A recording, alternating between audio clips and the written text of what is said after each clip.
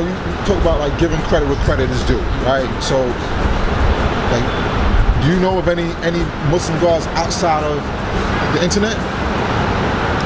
Nah, the God, listen, well, I just know those brothers. You just know them. And the only credit I can give them is the fact that they did live an upright life. But this is the thing, God.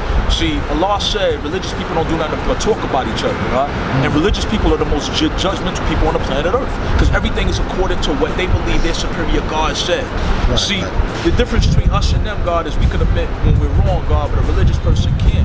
Because they believe that their messenger, their prophet, got their knowledge from an infallible being. You know what I'm saying? Some being that's perfect.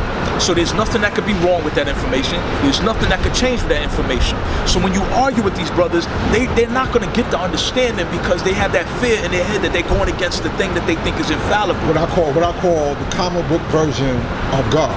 You know what I'm saying? Because it's like, you know, like this omnipotent being that just came from wherever and was poof, here's this knowledge and I'm going to go back to the mothership and I'm going to judge you for thousands of years. Exactly. No, so it's the same syndrome as we see most religions. Christianity, talking about Jesus coming from the ground. I mean, coming from the sky. We got the mother plane coming from the sky. Elijah's still on the plane.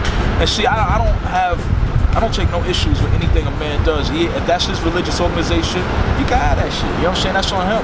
But when you start manipulating people based off of fictitious reality, like somebody's still living and they're coming back, that's manipulation, dog. Right.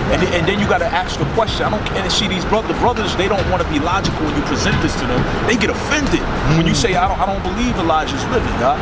You know what I'm saying? There's no proof of that, and there's no probability of it. I mean, it's possible, but it's not probable, dog. And when you tell him that, man will be 120 years old, and you're saying he's living on the mothership, and so you know that's questionable. That's very questionable. Yeah. You know what I'm saying? Like, I mean, say it's possible, but I mean, like, what kind of condition would that man be in? Like, living, and then plus living on a craft outside of the home of Islam. Exactly.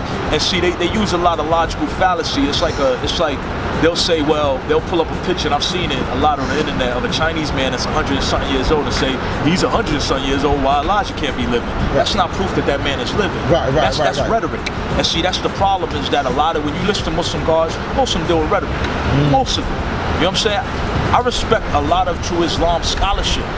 You like what? A lot of it. Yeah. But the part that I kind of fell back on was when I listened to him try to explain the contradiction, the seemingly contradiction of Elijah when Elijah was referencing Prophet Muhammad's complexion, his racial identity. And when I listened to him try to make it fit, it was like, yo, you a victim of religious bias. Like, that's not, you're not being scholarly at that point. He's 99% of the time he's scholarly. I'll give him that. Right. But that one little thing was like, okay, now you're showing me that you were trying to make things fit into your religious world or your religious reality. And that's dangerous, God. You know what I'm saying? We're supposed to question on things. That's why Allah gave us supreme math. That's comparable to the scientific method, God. Right. I don't need 24 restrictive laws. You know why, God? Because I got alphabet. Those are my principles. That's how I raise my sons.